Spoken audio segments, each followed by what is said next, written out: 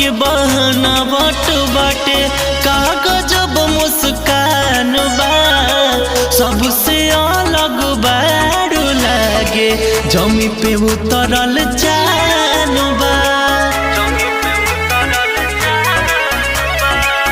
कागज के बनावट बाटे कागज मुस्कान बा सबसे अलग बारू लागे जमी पे उतरल जान